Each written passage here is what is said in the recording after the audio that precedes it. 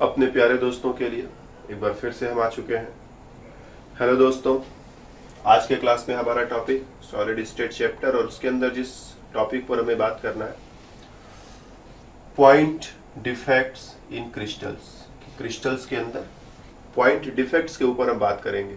दो तरह के डिफेक्ट्स क्रिस्टल्स के अंदर देखे जाते हैं, लाइन डिफेक्ट्स। लाइन डिफेक्ट्स में ज्यादा बातें है नहीं करने को, तो इस पर एक लाइन हम लोग बात कर लेंगे। और पॉइंट डिफेक्ट्स, पॉइंट डिफेक्ट्स में काफी सारे पॉइंट्स हैं, तो इस पर काफी बातें होंगी। जैसे मान लो हम एक सॉलिड क्रिस्टल के बारे में बात करें, एक कंपाउंड है जो सॉलिड स्टेट में है, क्रिस्टलाइन फॉर्म में है, तो होगा क्या, उसमें ढेर सारे पार्टिकल्स होंगे। इन पार्टिकल्स का अपना कुछ न कुछ एक रेगुलर अरेंजमेंट होगा। रफली हम ऐसे ही बना देते हैं। चलो ये पार्टिकल्स हो गए और ये पार्टिकल्स का एक रेगुलर अरेंजमेंट हो गया,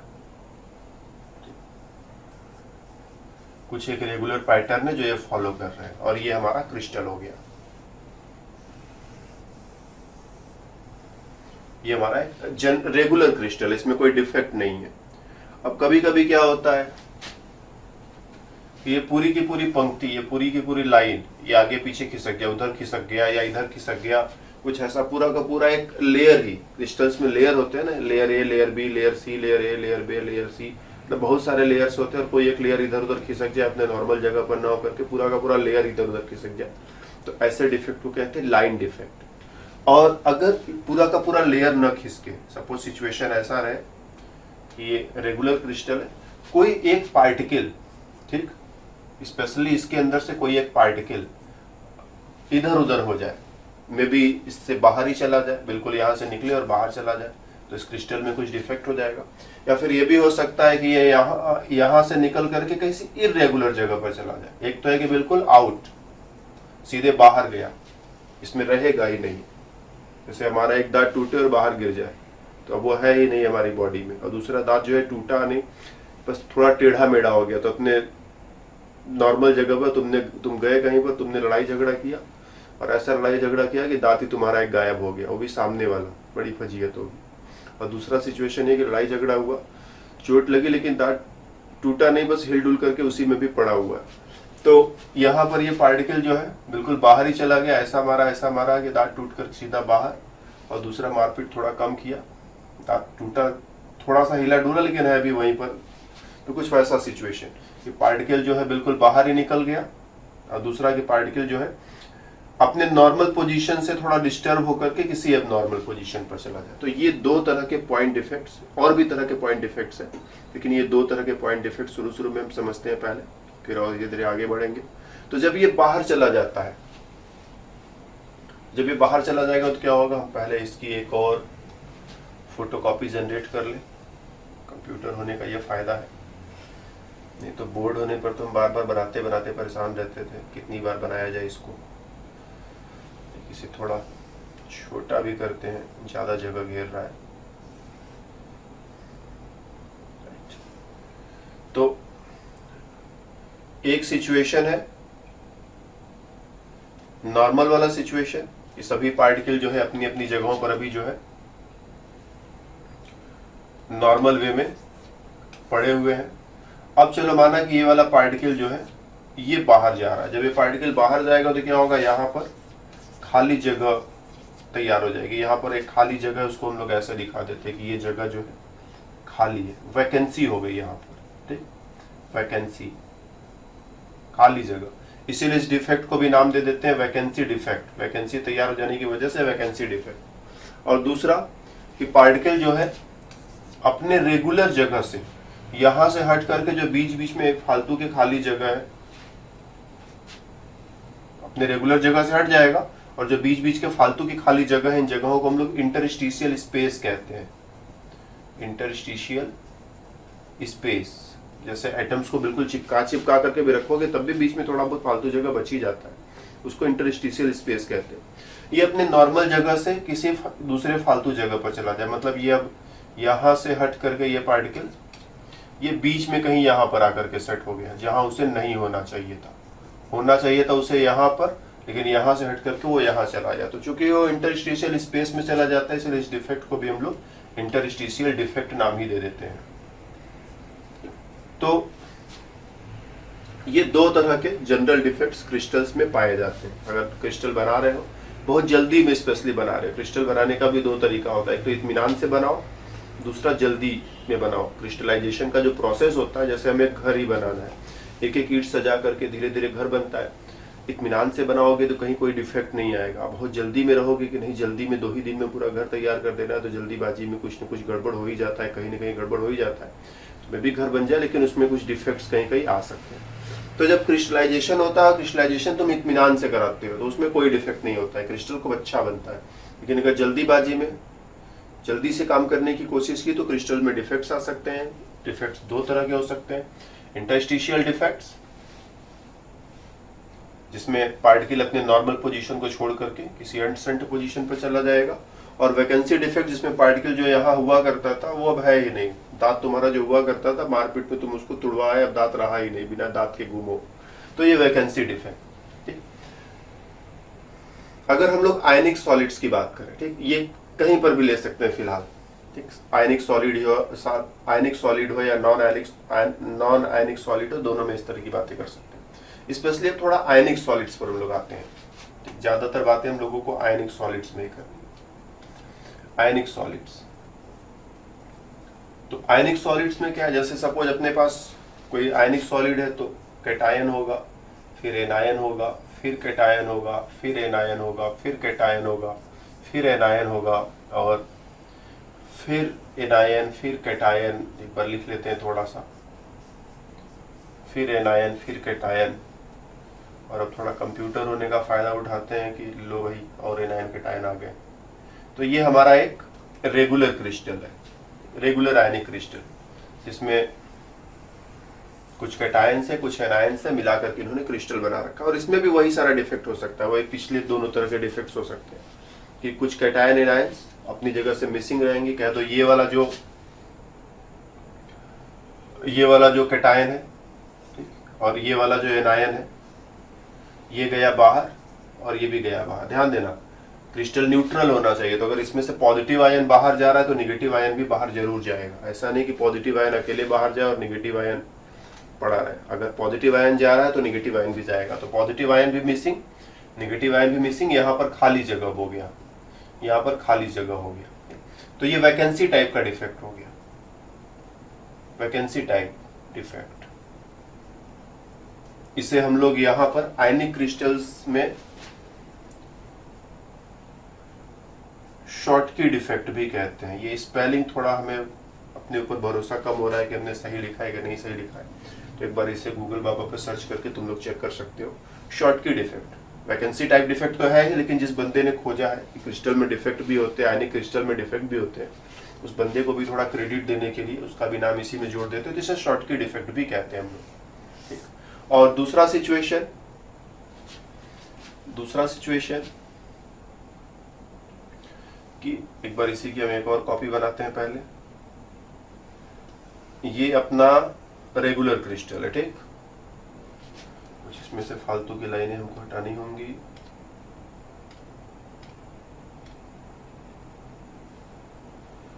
ओके, तो ये जो है अपना रेगुलर क्रिस्टल है, इसमें अभी कहीं कोई डिफेक्ट नहीं है। जो आयंस जहां जहां होने चाहिए थे सब वही है। अब क्या होगा कि कह दो इसमें से कुछ कैटायन और कुछ एनायन, कैटायन एनायन में से कोई एक ही लेते, दोनों लेने की जरूरत नहीं इस बार। कह दो कोई कैटायन अपने नॉर्मल लोकेशन से शिफ्ट होकर के फिर से वो बीच में जो फालतू जगह इंटरस्टिशियल स्पेस है उसमें घुस जाता है। तो यहां पर भी ये जो डिफेक्ट है हम बोलेंगे इंटरस्टिशियल टाइप डिफेक्ट हुआ, इंटरस्टिशियल टाइप डिफेक्ट हुआ। लेकिन इस डिफेक्ट को यहां पर हम लोग एक और नाम देंगे, फ्रेंकेल डिफेक्ट। फिर से बात वही है, जिस बंदे ने खोजा है, जिस बंदे ने इस डिफेक्ट को पहली बार पता लगाया होगा, उसको थोड़ा क्रेडिट देने के लिए उसका भी नाम इसी में जोड़ दिया, फ्रेंकेल डिफेक्ट। तो फ्रेंकेल डिफेक्ट आयनिक कंपाउंड्स में पाया जाता है और स्पेशली इंटरस्टिशियल टाइप का ही डिफेक्ट है, कोई नया डिफेक्ट नहीं है। शॉर्टकी डिफेक्ट ये भी आयनिक कंपाउंड्स में पाया जाता है और ये भी कोई नया डिफेक्ट नहीं है, वैकेंसी टाइप का ही डिफेक्ट है। और इन जनरल वैकेंसी डिफेक्ट और इंटरस्टिशियल डिफेक्ट कहीं पर भी जहां पर पार्टिकल मिसिंग है वैकेंसी कह सकते हो, अपने नॉर्मल पोजीशन से हट करके किसी रेगुलर पोजीशन पर, तो उसे इंटरस्टिशियल डिफेक्ट कह सकते हैं। फिर इन डिफेक्ट्स का कभी कभी तुम्हारे सामने प्रश्न ये होता है कि क्या क्रिस्टल के डेंसिटी पर कोई फर्क पड़ेगा। Let us think. डेंसिटी का फॉर्मूला क्या होता है भाई? तो डेंसिटी बराबर मास डिवाइडेड बाय वॉल्यूम। अगर मास में कोई चेंज ना आए और वॉल्यूम में कोई चेंज ना आए तो डेंसिटी में भी कोई चेंज नहीं आएगा। तो कह दो ये इसने जो जगह घेरा है वो एक तरह से इसका वॉल्यूम। तो जब एक पार्टिकल यहां से यहां चला आया, अभी भी तो ये उतना ही जगह घेर रहा है, जगह घेरने में कोई कमी हो नहीं रही है। जितना जगह पहले घेर रहा था उतना ही जगह अभी भी घेर रहा है। जैसे तुम्हारा एक दांत थोड़ा सा टेढ़ा हो जाए, अपने रेगुलर जगह पर न होकर के थोड़ा दाएं बाएं शिफ्ट हो जाए, आगे पीछे शिफ्ट हो जाए, तो अभी भी तुम्हारी जो पूरी की पूरी बॉडी है, दांत अंदर इधर उधर हो जाने से तुम्हारी बॉडी में बाहर से तो कोई चेंज आया नहीं, तुम्हारी बॉडी अभी भी उतना ही जगह घेर रही है। तो एक पार्टिकल यहां से यहां शिफ्ट हो गया तो वॉल्यूम में कोई चेंज नहीं आया, पूरा वॉल्यूम अभी भी है, बाहर से वही शेप है, वही वॉल्यूम है। मास में कोई चेंज आया क्या? तो दांत थोड़ा सा टेढ़ा हो गया लेकिन है भी तुम्हारी बॉडी में ही। जब तुम्हारी बॉडी में है तो भी तुम्हारे वजन में कोई कमी नहीं आई। हाँ, ये होता कि दांत टूट करके बाहर गिर जाता तो वजन थोड़ा तुम्हारा कम हो जाता।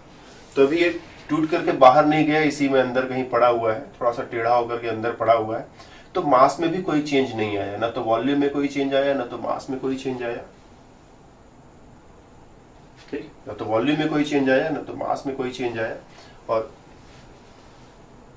इस वजह से डेंसिटी में कोई चेंज नहीं हो पाएगा। और यहाँ क्या हुआ, तुमने मारपीट की, ऐसा मारपीट की तुम्हारा दांत टूट करके गया बाहर। तो जब दांत टूट करके बाहर चला गया तभी भी तुम्हारी पूरी बॉडी तो उतनी ही बड़ी है, वॉल्यूम उतना ही है, जगह तुम अभी भी उतना ही घेर रहे हो, लेकिन अंदर से तुम्हारा वजन जो है दांत के बराबर कुछ कम हो गया होगा। तो इस बार जो डेंसिटी का फॉर्मूला होता है तो मास थोड़ा सा कम हो जाएगा। ठीक, मास अपॉन वॉल्यूम का रेशियो लोगे, वॉल्यूम अभी भी वही है लेकिन मास क्या हो जाएगा, थोड़ा डिक्रीज करेगा, और मास के डिक्रीज करने की वजह से डेंसिटी जो है डिक्रीज करेगी। तो जब भी वैकेंसी टाइप का डिफेक्ट होगा, या फिर इसमें आ जाओ शॉर्टकी टाइप का डिफेक्ट होगा, तो डेंसिटी क्रिस्टल की कम हो जाती है।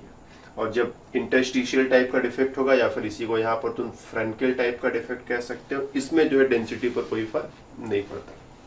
कभी कभी तुम्हारे सामने एक प्रश्न ये होता है कि किस तरह के आयनिक कंपाउंड्स फ्रेंकेल डिफेक्ट दिखाते हैं।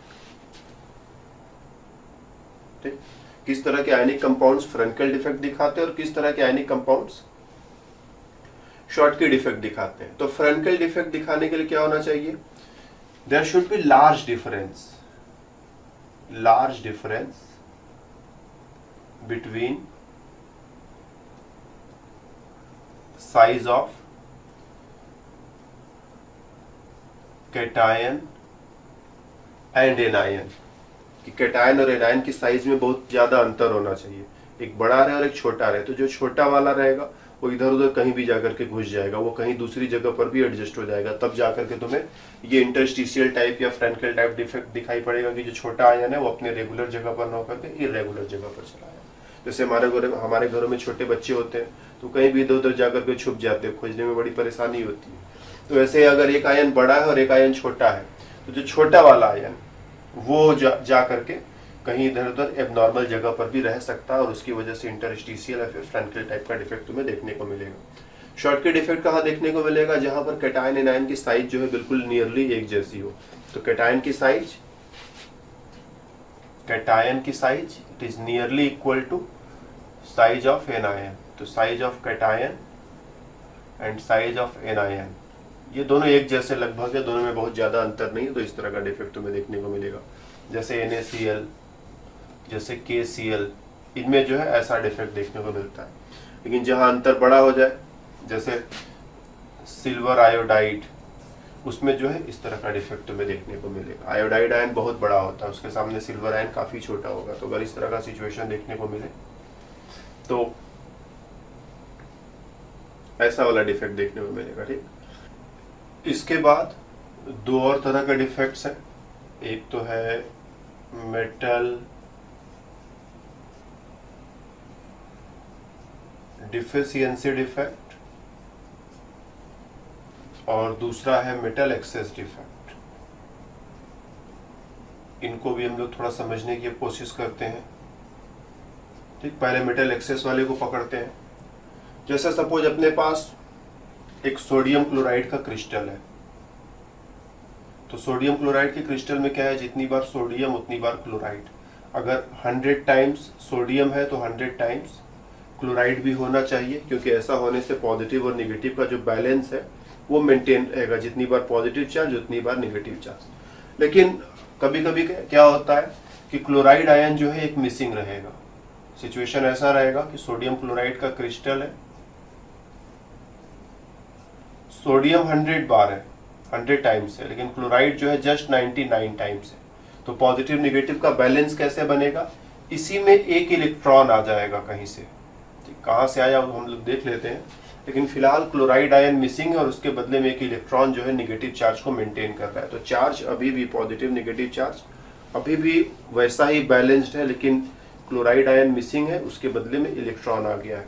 तो अगर हम लोग एक छोटा सा क्रिस्टल का टुकड़ा ऐसा बनाए, sodium ion, chloride ion, sodium ion, chloride ion, sodium ion, chloride ion, sodium के नीचे क्लोराइड लिख दो, क्लोराइड के नीचे सोडियम, सोडियम के नीचे क्लोराइड, क्लोराइड के नीचे सोडियम, फिर से सोडियम के नीचे क्लोराइड और क्लोराइड के नीचे सोडियम।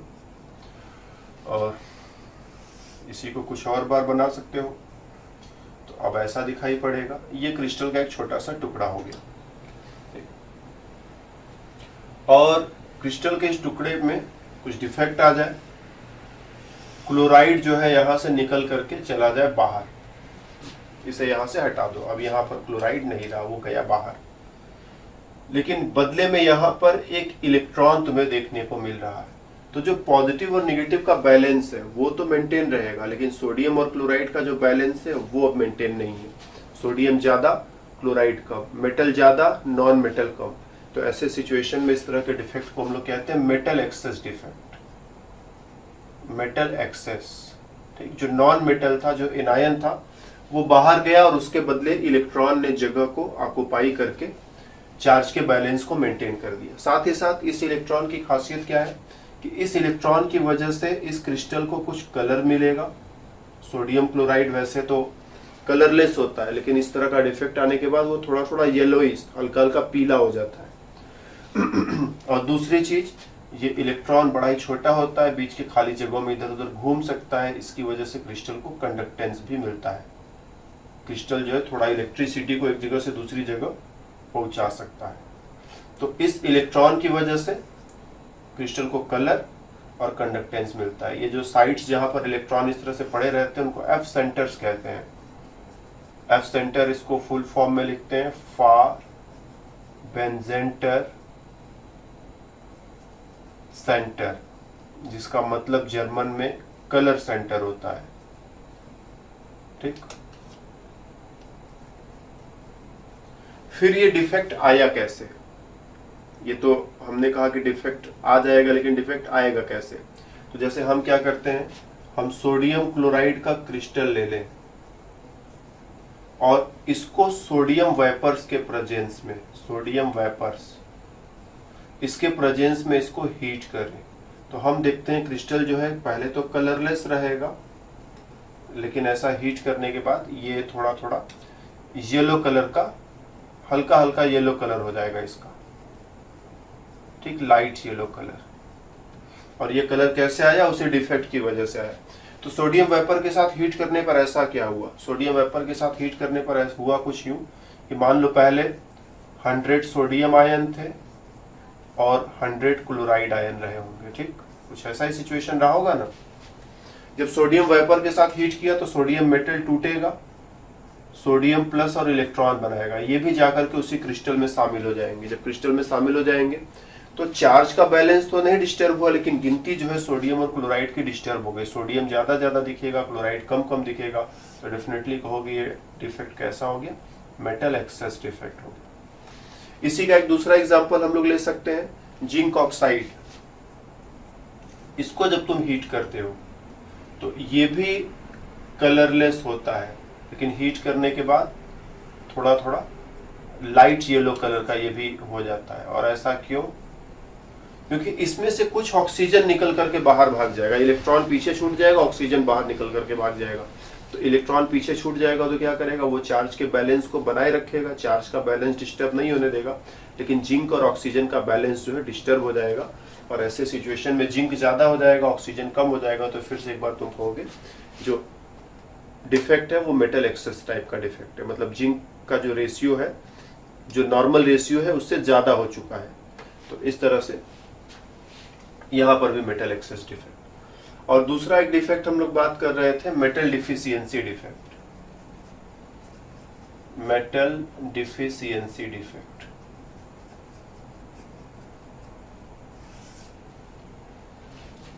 जैसे हम लोग क्यूप्रस क्लोराइड या क्यूप्रस ब्रोमाइड की बात करें, तो क्यूप्रस ब्रोमाइड में क्या है, कॉपर पर एक पॉजिटिव चार्ज, ब्रोमीन पर एक नेगेटिव चार्ज, इस पर पॉजिटिव इस पर नेगेटिव, जितना पॉजिटिव उतना नेगेटिव बैलेंस रहेगा।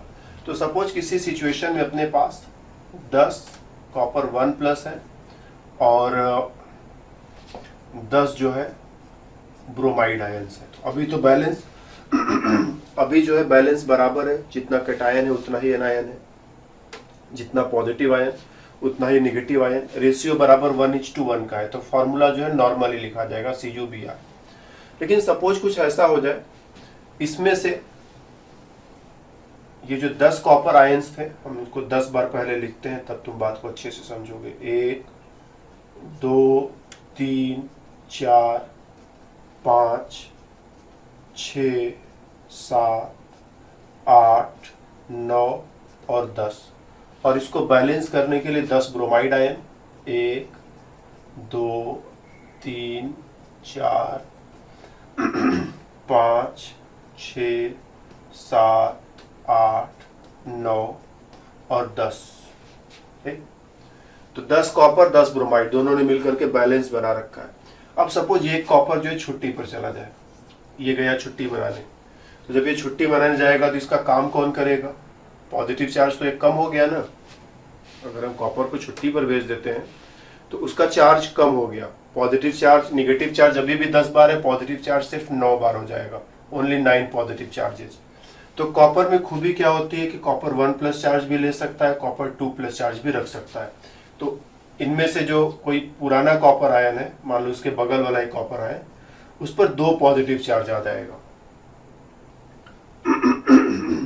तो यहां पर जो कॉपर आयन हुआ करता था, जब ये गया तो इसका चार्ज इसने संभाल लिया, इसका काम भी ये करेगा। तो इसके जाने से टोटल वर्क जो है वो अनअफेक्टेड रहा। पहले भी 10 पॉजिटिव चार्ज हुआ करते थे, अभी भी 10 पॉजिटिव चार्ज हुआ करते हैं, लेकिन अंतर क्या है, पहले कॉपर आयन भी 10 हुआ करते थे, अब कॉपर आयन सिर्फ 9 है। 8 जो है 1+1+1+1+1+1+1+1+, और एक जो है कॉपर वो 2+ वाला है। और इसकी वजह से जो रेशियो है, अब रेशियो बराबर का रेशियो नहीं रहा, इसका रेशियो कम हो गया, इसका रेशियो ज्यादा हो गया। तो इसको हम बोलते हैं, ये हो गया मेटल डिफिशियंसी डिफेक्ट। और ये डिफेक्ट कब आता है, जब कुछ मेटल आयंस छुट्टी पर चले जाए और उनके बदले में कुछ मेटल आयंस छुट्टी पर चले जाए और उनके बदले में अंदर प्रेजेंट जो मेटल आयंस है उसका पॉजिटिव चार्ज बढ़ जाए। मतलब तुम कह दो कि लोअर वैलेंट मेटल आयन छुट्टी पर चले जाए और उनके बदले में हायर वैलेंट मेटल आयन को बीच में लगा दिया जाए। तो जब 2 कॉपर आयन छुट्टी पर जाएंगे, ध्यान देना समझना, 2 कॉपर आयन छुट्टी पर जाएंगे तो उसके बदले में एक कॉपर 2+ तुमको लगाना पड़ेगा। इधर 2 को छुट्टी पर भेजा, एक बंदा ये वाला काम पर लगा दिया। 4 ऐसे 4 बंदों को छुट्टी पर भेजोगे तो ऐसे 2 बंदों को काम पर लगाना पड़ेगा। तो चार्ज तो बैलेंस हो जाएगा, लेकिन बंदों की संख्या कम हो जाएगी। जब ये दोनों छुट्टी पर जाएंगे उसके बदले में ये काम संभालेगा, तो 2 गए और 1 आया, तो गिनती में कमी आ जाएगी, कॉपर आयंस की गिनती में कमी आ जाएगी। और इसीलिए इसको मेटल डिफिशियंसी डिफेक्ट कहते हैं।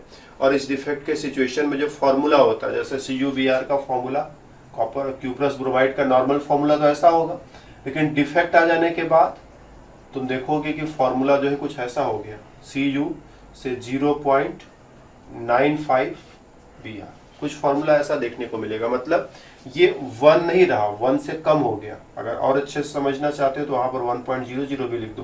तो ये 1 है, ये 1 से कम है। कभी कभी तुम्हारे सामने प्रश्न ये होता है कि बताओ इसमें कॉपर 1 प्लस भी होंगे, कॉपर 2 प्लस भी होंगे। अगर ये कम दिखाई पड़ रहा है मतलब डेफिनेटली इसमें कुछ कॉपर 1 प्लस है, कुछ कॉपर 2 प्लस भी है। तो कॉपर 1 प्लस और 2 प्लस का रेशियो बताओ, तो हम उस रेशियो को भी यहाँ से बता सकते हैं। हम कहेंगे पहले इसको थोड़ा सिंप्लीफाई कर लेते हैं। चलो मान लिया ब्रोमीन, इसमें 100 से मल्टीप्लाई दोनों तरफ का दो, मान के लिया इसमें भी 100 से मल्टीप्लाई करो, इसमें भी 100 से मल्टीप्लाई करो। इसमें 100 से मल्टीप्लाई करो 100 हो जाएगा, इसमें 100 से मल्टीप्लाई करोगे 95 हो जाएगा। ठीक, तो 100 ब्रोमाइड आयन है। 100 ब्रोमाइड आयन का मतलब 100 निगेटिव चार्ज। अब फॉर्मूला मेंटेन होने के लिए जितना निगेटिव चार्ज उतना ही पॉजिटिव चार्ज इधर होना चाहिए। तो अगर ये इन सब पर एक ही पॉजिटिव चार्ज रहे तब तो पॉजिटिव चार्ज 95 ही रह जाएगा। तो डेफिनेटली इसमें कुछ कॉपर 1 प्लस होंगे और कुछ कॉपर 2 प्लस होंगे। तो चलो मान लिया कॉपर 2 प्लस की संख्या x है, तो कॉपर 1 प्लस की संख्या 95 माइनस x हो जाएगा।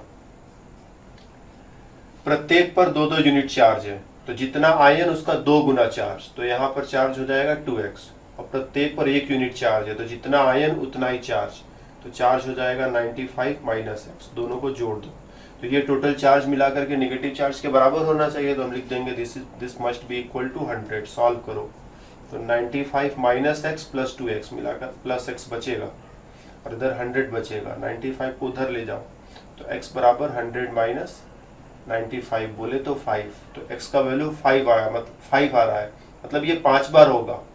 तो 95 में से अगर ये 5 बार हो जा रहा है तो बाकी का जो बचा हुआ 90 है वो इसका नंबर हो जाएगा। तो अब हम कह सकते हैं कि जो कॉपर 1 प्लस है और जो कॉपर 2 प्लस है ये 5 बार है और ये 90 बार है। 5 times copper 2 plus 90 times copper 1 plus. और दोनों का रेशियो निकालना हो तो इन दोनों का रेशियो निकाल लो 1:18। 5 से 5 एक बार में कट जाएगा और 5 से 90 18 बार में कटेगा। तो कॉपर 1 प्लस और 2 प्लस का रेशियो 18:1 आ जाएगा। इसी तरह से आयरन होता है, अगर आयरन का ऑक्साइड ले लिया जाए, फेरस ऑक्साइड FeO,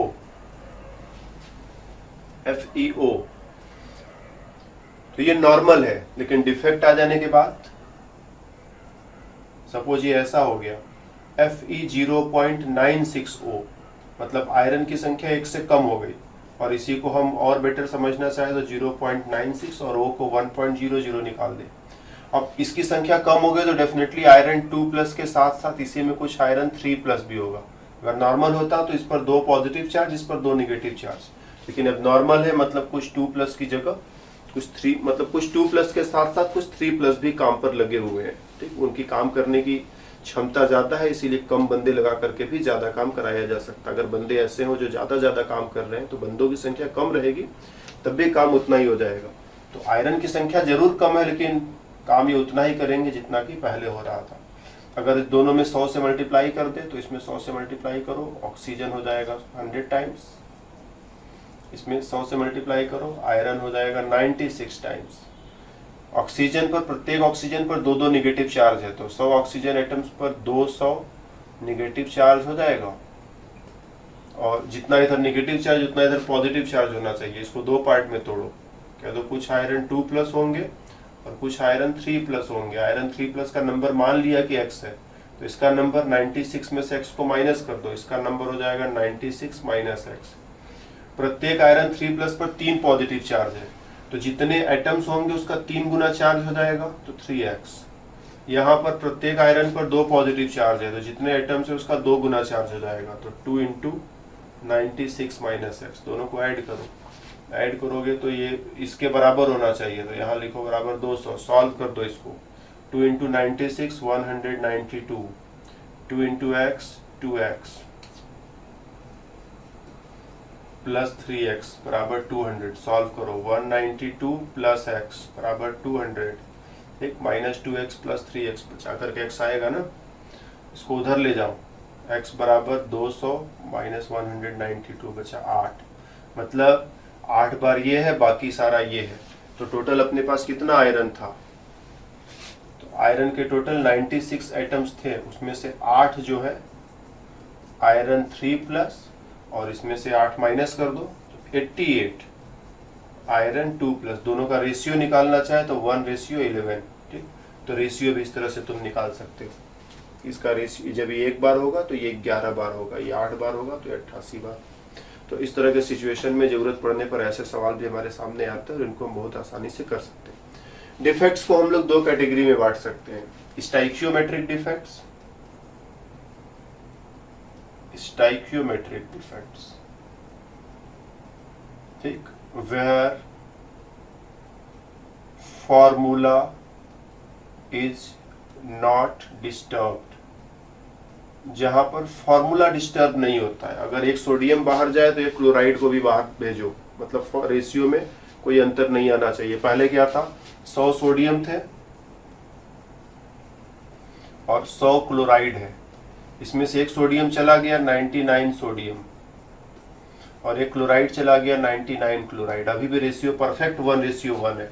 तो अगर ऐसा सिचुएशन आ रहा है कि सोडियम के साथ क्लोराइड भी बराबर मिसिंग हो रहा है, जैसा कि हम लोग उसमें देख रहे थे शॉर्टकी डिफेक्ट में, तो ऐसे सिचुएशन में क्या होगा कि फॉर्मूले पर कोई असर नहीं पड़ेगा। जब फॉर्मूला मेंटेन रहता है तो हम लोग कहते हैं स्टाइकियोमेट्रिक डिफेक्ट। तो शॉर्टकी डिफेक्ट और फ्रेंकेल डिफेक्ट में फॉर्मूले पर कोई फर्क नहीं पड़ेगा, कि शॉर्टकी में क्या होता था, जितना सोडियम बाहर जाएगा उतना ही क्लोराइड भी बाहर जाएगा, और फ्रेंकेल में क्या हो रहा था कि आयन अपनी जगह से हट करके उसी के अंदर इधर उधर कहीं घूम रहा है, नंबर पर कोई फर्क पड़ा ही नहीं है। तो उन दोनों सिचुएशन में स्टाइकियोमेट्रिक डिफेक्ट हम बोलेंगे।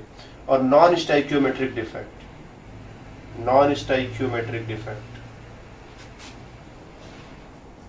जहां पर क्रिस्टल का फॉर्मूला डिस्टर्ब हो जाए, जैसे हमने कहा ना अभी FeO से ये डिस्टर्ब हो करके Fe 0.960 हो जाए तो फॉर्मूला डिस्टर्ब हुआ ना, तो फॉर्मूला डिस्टर्ब हो जाएगा तो नॉन स्टाइकियोमेट्रिक डिफेक्ट बोलेंगे। तो मेटल एक्सेस और मेटल डिफिशियंसी, इन दोनों में क्रिस्टल का फॉर्मूला, कंपाउंड का फॉर्मूला डिस्टर्ब हो जाता है, तो मेटल एक्सेस और मेटल डिफिशियंसी को हम लोग कहते हैं ये दोनों ही नॉन स्टाइकियोमेट्रिक टाइप के डिफेक्ट है। जबकि हमारा शॉर्टकी डिफेक्ट और फ्रेंकेल डिफेक्ट ये दोनों स्टाइकियोमेट्रिक टाइप के डिफेक्ट्स हैं। तो बस डिफेक्ट्स के ऊपर हमें इतनी बात कहनी थी। तो आज की क्लास में हमारी तरफ से इतना ही, फिर मिलेंगे हम लोग दूसरे क्लास में, तब तक के लिए बाय बाय।